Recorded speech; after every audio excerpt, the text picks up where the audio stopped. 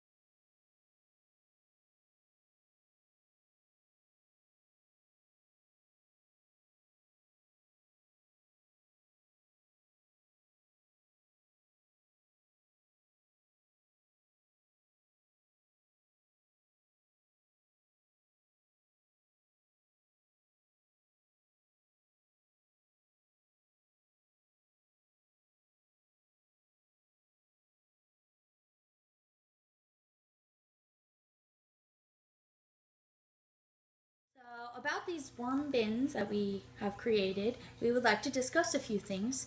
The first one is we did make a DIY worm bin. This one's a 3-layered one. You can buy worm bins off the internet, but they're quite costly, and usually they don't come with the worms. So in total, we paid for this project was about $70 to $75. Right. Very inexpensive, and that is with the worms. And we bought those worms at Uncle Jim's Worm Farm, and we'll put a link in the description below. Yep. So, in terms of where to store your worms in the worm bin, we have them in my living room. Very easy in the corner. You don't know they're there. They're super low maintenance. You would think that they would smell funny. They don't smell like anything. It smells like dirt. Dirt, basically. Just dirt. That's when you open the lid. You don't know they're there. How to feed them, what I do is I take the leftover vegetable scraps, fruit scraps that I have, that I would throw in the garbage normally. I put them in my blender, blend it up, give your worms a smoothie. They love it. If it's the time, if you want to take the time to throw away something in the trash, just as easy to throw it in a worm bin. That's what we found. Yeah, and they absolutely are in heaven. There are things that they don't like to eat or that they shouldn't eat, and we'll put those in the description as well. Turns out worms have taste buds. Who would have thunk it? The type of worms. I know there's 3 types of worms that Uncle Jim's Worm Farm sells altogether. I will not pronounce those names because I can barely speak English myself. So I will type those names down below So that way you guys know what's going on, what type of worms they are. But they are called, in plain English terms, red worms or red wrangler worms. A lot of people use them for fishing. Yeah. So the next one is collecting castings. So collecting castings is just the worm droppings, poop, whatever you want to call it. We haven't gotten that far in our project yet because we've only had them for 2 months or so. So we're waiting for the bins to get full. Once they do get filled up, we will put the third bin on top and put that with all the scraps and stuff so the worms can make their way up there and we can collect the castings that way.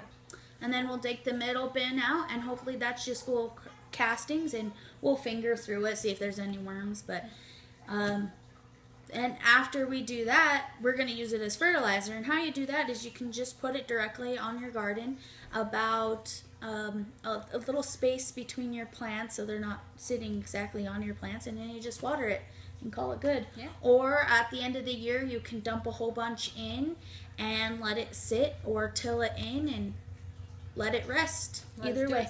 Yeah. You can also use the fertilizer in house plants, outside plants, of course.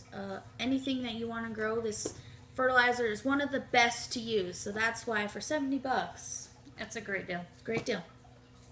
So thank you for watching this video. We're loving to produce this, and hopefully we'll make more. Yeah, we absolutely. Now we're worm farmers. Yeah.